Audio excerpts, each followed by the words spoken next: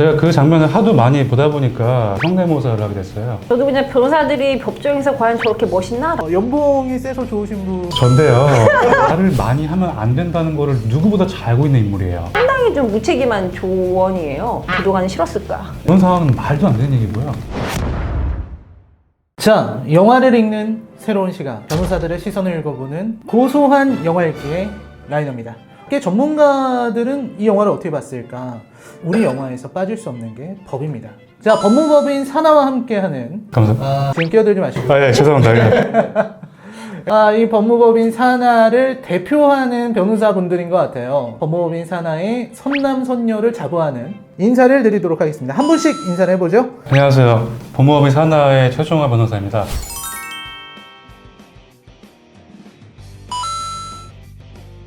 지금 근데 한 가지 좀 걸리는 게 있는데 지금 선남선녀를 자부한다고 하셨는데 자부는 아니고요. 타부라고 이제. 자, 그 다음은 이분도 여성 변호사신데 굉장히 대단하실 것 같습니다.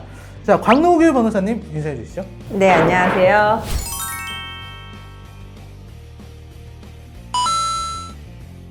저는 사실 요새 영화 보면은 이제 법조인 등장하는 이제 주제를 갖고 있는 영화들이 좀 많이 등장하고 있는데 저희가 또 직업이 직업이다 보니 까는 거를 좀 좋아하지 않습니까? 그렇죠. 네, 근데 보면서 다 좀 이런 장면들이 굉장히 많아서 그런 부분에 대해서 좀 현실은 어떤지 이런 부분들을 한번 이야기 나눠보면 또 재미있는 시간이 되지 않을까 싶습니다. 영화 얘기하기 전에 이분들이 어떤 분인지를 알아야 합니다. 좋아하는 영화가 어떤 영화입니까? 이걸 물어봤거든요. 어떻게 최종화 변호사님부터. 제가 굳이 타이타닉을 꼽는 이유가 영화를 보는 내내 제가 시계를 봤어요. 그 시간이 가는 게 너무 아까워서. 그렇게 시간이 가는 게 아까울 정도로 재밌었던 영화. 그런 측면에서 타이타닉을. 가장 좋아하는 장면이 어떤 겁니까? 타이타닉에서. 마차 안에서 다시 하겠습니다. 물에 빠졌을 때 케이트 윈슬렛이 이제 디카프리오를 이제 애타게 부르는 장면인데 제가 그 장면을 하도 많이 보다 보니까 제가 케이트 윈슬렛의 그 성대모사를 하게 됐어요. 할 수 있습니까? 보여드릴까요? 가능합니까?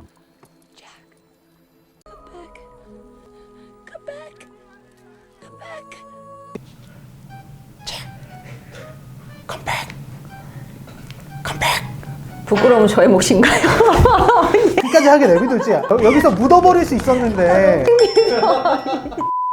너무 이제 인상 깊었던 영화가 이제 아바타라는 영화거든요. 고시가 이제 1차, 2차, 3차가 있는데 혹시 아시나요? 그 정도는 압니다. 2차 시험을 떨어지고 그 다음에 1차 시험을 또 떨어지는 걸 이제 해버리라는 표현이 있어요. 1차를 한 번 붙으면 2차를 두 번 시험 볼 수 있는데요. 그 두 번을 다 떨어지고 그럼 다시 1차를 또 봐야 되잖아요. 근데 그 1차를 또 못 붙으면 1년을 통으로 그냥 망해버리니까 이제 그 시기를 한마디로 그 망한 시기를 해거리라고 이제 저희끼리 이제 부르고 이게 이제 제가 해거리 때 본 영화입니다.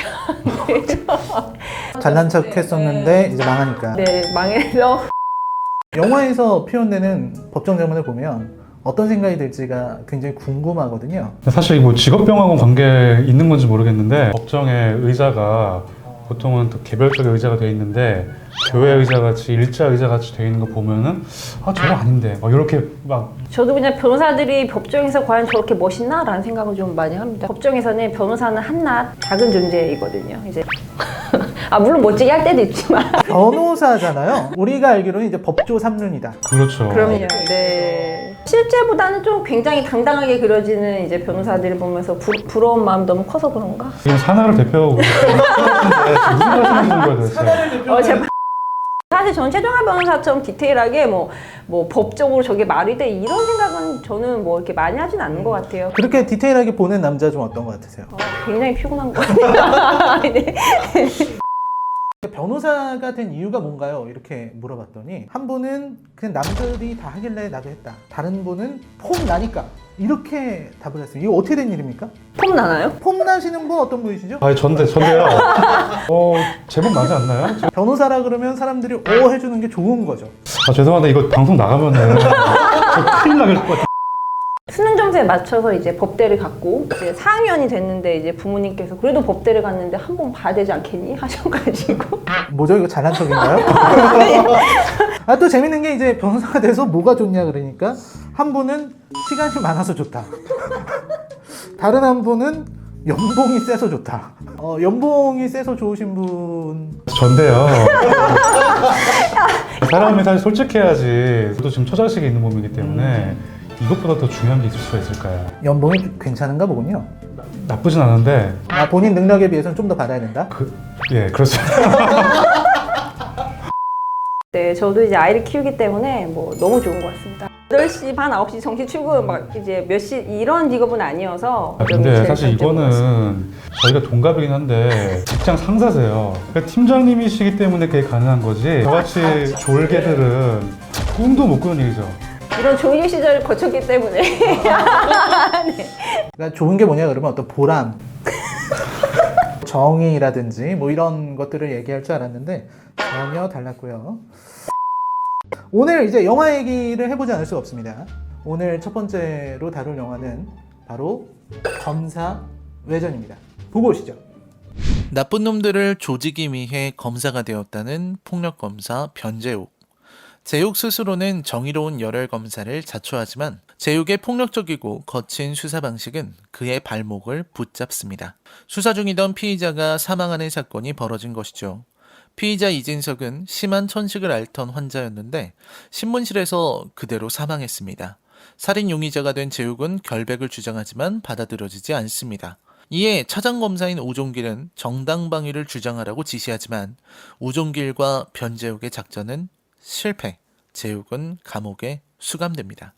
감옥에 간 재욱은 자신이 지닌 법 지식을 활용해서 교도관들의 송사를 처리해주며 신뢰를 얻습니다. 이른바 9번방 영감님이 되어 죄수들에게도 존경받고 교도관들도 존중하는 거물이 된 것이죠. 그때 자신이 잡혀온 사건과 연관된 것으로 보이는 사기꾼 한치원을 만나며 이야기는 본격적으로 시작됩니다. 재욱은 치원의 국선 변호사에게 조언을 해주고 치원을 출소시켜주는 조건으로 치원과 거래를 하게 됩니다. 재욱은 치원으로 하여금 우종길에게 접근하도록 만들고 결정적으로는 검찰의 양민우 검사에게 접근해 변재욱 사건의 재심 재판 그리고 증인 출석 요구서를 조작하도록 꾸미게 됩니다. 이를 위해 치원은 서울대 법대 동문회를 나가서 동문 행세, 검사 행세를 하고 양민우를 속이게 됩니다. 특히 양민우의 질문에 대처하는 치원의 임기응변이 일품이죠. 마침내 벌어지는 마지막 재판, 자신을 지키기 위해 재욱에게 테러까지 감행하는 우종길의 치밀함, 흔들리는 양민우와 재욱을 지키기 위해 모든 걸 걸고 달려오는 한치원, 이들이 재판에서 밝히는 진실의 무게. 오늘 고소한 영화일기에서 다룰 작품, 2016년에 개봉해 970만 관객을 모은 황정민, 강동원 주연의 검사 외전입니다. 보고 온 영화, 방금 검사 외전의 스토리를 보고 오셨습니다. 곽 팀장님부터 시작해 보시죠. 네, 저는 일단 영화를 보는 내내 이렇게 똑똑한 검사가 있나? 아무래도 검사님들은 형사권을 많이 다루시다 보니까 이제 모든 법에 좀 해박하기가 좀 점점 어려워지시죠, 시간이 갈수록. 근데 영화에서 보면 황정민은 뭐 이제 모르는 게 없더라고요. 뭐 이것도 알고 저것도 알고 뭐 척척 박사예요. 그래서 이렇게 똑똑한 검사분들이 있긴 있으시겠죠? 많죠. 이렇게 똑똑하지 못해서 내가 검사가 못 됐구나. 네, 그럼. 네, 그럼 우리 최졸개님은 어떻게 보셨습니까? 저는 일단 이 영화가 왜 1000만이 넘지 않았나가 좀 궁금해요. 이 영화 검색해보니까 970 몇만 정도 들었더라고요. 네네. 도대체 이 역할을 강동원 씨가 아닐 경우에 누가 이거를 이 정도로 소화할 수 있을까 싶을 정도로 너무 잘하신 것 같아요. 뭐 잘한 것 같아요. 그쵸. 골든 슬럼버 이런 거보다. 그렇죠. 그리고 일단 뭐 리즈 시절에 신혜선 씨도 등장하고 아주 강렬하게 등장했죠. 강렬한 어디가 강렬했죠? 이분이 좀 그러네. 편집 때는 아니었나요? 중요한 장면이 제가 볼 땐 몇 개가 있는데 첫 번째로는 이제 천식을 앓던 피해자가 사망하는 장면. 황정민이 이제 뭐 정당방위를 주장하다가 감옥으로 가게 되죠. 감옥으로 가서는 이제 9번방 영감님이 되는 과정이 나옵니다. 이 부분들을 좀 얘기를 해봐야 될 것 같은데 이게 어땠는지 우리 최종화 변호사님부터 한번 해볼까요? 황정민이 그 검사로서 폭력을 행사한 것 때문에 이제 감옥에 가는 거거든요. 그렇죠. 취조실에서 있던 그 사람을 또 때려요. 때리고 옷을 벗기고. 이건 가혹행위를 하죠. 말도 안 되고요. 이런 일을 하는 검사님은 그 당시에도 존재하지 않았다고 이건 제가 뭐 말씀드릴 수 있을 것 같네요. 때는 거는 너무 과장된 얘기고요. 말도 안 되죠. 네, 그게 검사실에 그렇게 취조할 수 있는 공간이 있습니까? 피의자 신문해가지고 부르는데 부를 때는 일단 검사실에서도 많이 해요. 성폭력이나 좀 특수한 경우에는 영상 녹화를 하기 위해서 취조실에 가는데 그 이외의 경우에는 다 검사실에서 진행을 하죠. 그 국선 변호인 관련해서 그 국선 변호인에게 황정민이 엄청나게 무리하게 하는데 그때 거기는 교도소예요. 교도소에서 황정민은 수의를 입고 거기 수감되어 있는 상황이잖아요. 그 상황에서 국선 변호인한테 갑자기 와가지고 사법연수원 몇 기냐고 물어보면서 몇 개 붙으셨네 이런 얘기를 하면서 난 몇 기다 이렇게 얘기하고 있어요. 그럼 일단 그런 상황은 말도 안 되는 얘기고요. 그분들이 보셨을 때 이거 도대체 뭘까 싶다는 생각을 하셨지 않았을까. 뭐 해병대 같은 느낌이잖아요. 너 몇 기야? 실질적으로 기수 문화가 그렇게 있지도 않습니다. 법조인은. 네. 법조인들은 뭐 너 몇 기야 이런 거 없다는 거죠? 요즘은 없죠. 네, 요즘은 네, 없습니다. 네. 그리고 또 하나가 이제 황정민이 이제 그 영화 중간에 그 감옥에서 되게 민 형사에 막 통달을 해가지고 막 하는 것처럼 나와 있는데요. 그 형사 쪽에서는 뭐 그분들보다 잘하시는 분은 사실 없죠. 근데 사실 민사는 잘 모르세요. 아까는 아니라면서요. 저한테 아니, 반대했잖아요. 여기 보면 민사에 통달하신 검사님이 보고 계시다면은 제가 정중히 사과드리겠습니다. 그렇게 꼭 맞춰요, 변호사님. 나 우리 곽 팀장님은 교도관에게 조언했던 부분을 좀 언급하고 싶으시다고요? 그동안 분이 이제 법적 자문을 구하면서 뭐 최근에 이모부가 한테 뭐 금전 지급하라는 판결이 받았다 어떻게 해야 되죠? 뭐 이런 질문을 하니까 이제 황정민 씨가 거기서 무슨 뭐 법원 놈들이 하는 일이 다 그렇죠. 안 주셔도 돼요. 뭐 이런 얘기를 하시거든요. 근데 상당히 좀 무책임한 조언이에요. 그대로 두면은 엄청난 이자가 붙어요. 이 판결이 확정되면 연 12%의 고율의 이자가 붙고 가만히 계셔도 된다라고 얘기하는 거는 왜 저런 통달하신 분이 그 교도관이 싫었을까라는 생각도. 자, 이제 강도관의 사기에 대해서 우리가 좀 생각을 해봅시다. 가장 대표적인 게 학력을 위조해서 동문회에 가는 장면입니다.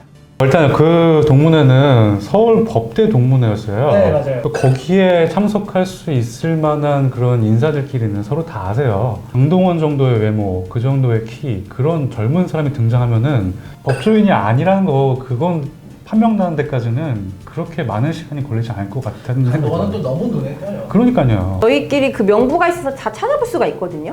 법조인 명부가 있습니까? 네, 뭐 이름만 치면 뭐 최종화 치면은 뭐 쫙 나옵니다. 학력, 뭐 어디 소속. 펜실베이니아 대학 관련해서도 좀 이상하다. 그 강동원이 사기를 치는 신소율 씨의 그 영화에서 내부 그 집안이 좀 나름대로 좀 재산도 있고 누군가가 이제 새로운 식구가 들어올 가능성이 있어 보이면은 알아보죠. 네. 근데 그 신소율은 이거 알면서 당해주는 거 아닌가?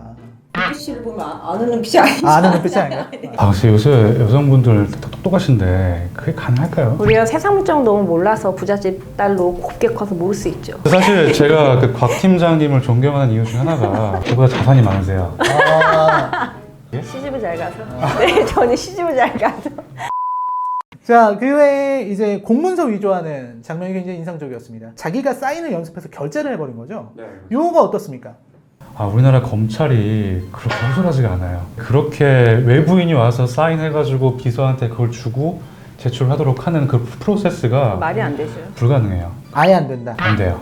네, 이제 또 마지막 재판 과정 얘기를 하지 않을 수 없겠습니다. 이 영화의 최대 빌런은 이성민이었는데 또 차장검사 출신이잖아요. 네. 그러면 증인신문에서 말을 많이 하면 안 된다는 거를 누구보다 잘 알고 있는 인물이에요. 그 마지막 그 재판 장면에서는 이성민은 너무 쓸데없는 말을 너무 많이 해요. 결국엔 그것 때문에 발목이 잡혀가지고 결국에는 잡혀가기까지 하죠. 그렇게 안 하는 게 당연한 거고 누구보다 그걸 잘 알고 있는 인물이었기 때문에 그게 약간 어색했어요. 그 다음에 광노규 변호사님은 어떻게 보셨나요? 훌륭한 재판장님이다. 저렇게 오래 기다려주시는구나. 당사자가 출석을 안 해도. 사실은 뭐 그렇게 오래 기다려주시지 않거든요. 뭐 여기서처럼 꽤나 늦게 오잖아요. 황정민 씨가. 근데 뭐 그렇게까지 오래 기다려주시면서 이제 편의를 봐주시진 않죠. 사실 이성민 씨 입장에서도 이제 출석 안 하니까 얼른 종결해야 된다고 얘기하고 끝날 수 있는 상황이었거든요. 차가 너무 막힐 때는 얼마 정도 기다려 주시던가요? 근데 제가 분명히 말씀드리지만 법무법인 산하의 변호사는 재판에 절대 늦는 경우가 없고요. 광노규 팀장님의 개인적인 일탈이었으면 제가 분명히 짚고 넘어갔습니다. 아니 개인적인 재판이 이제 사건이 너무 근데 모든 이 법정 영화의 가장 큰 문제가 뭐냐면은 그 법정 장면에서 그 재판 한 개밖에 없어요. 실제로는 그죠. 사건이 엄청 많아요. 그렇죠. 그래서 만약에 늦는 경우에는 그 재판청에 미리 전화해가지고 부탁을 하면은 뒤로 밀어줘요. 근데 검찰이 영화에서 묘사되는 방식이 좀 어떤 것 같으세요? 너무 극단적이지 않나요? 지나치게 정의롭거나 지나치게 부패하거나 두 캐릭터밖에 없는 것 같은 게 저는 네. 마음이 아픈 게 늘 지나치게 정의로운 검사님은 끝에 꼭 옷을 벗죠. 그죠? 자, 뭔가 더 하실 말씀 있으신가요? 아무튼 저는 이 검사 외전을 그 1년에 한 번씩 다시 보거든요. 반복해서 봐서도 뭔가 재미를 그때만 느낄 수 있는 그런 작품이 아니었나. 지금까지 계속 까놓고 자, 오늘 준비한 내용은 여기까지입니다. 저희는 다음 주에 더 재미난 영화 그리고 이 두 분의 더 재밌는 케미로 돌아오도록 하겠습니다. 시청해주셔서 감사합니다. 안녕히 계십시오.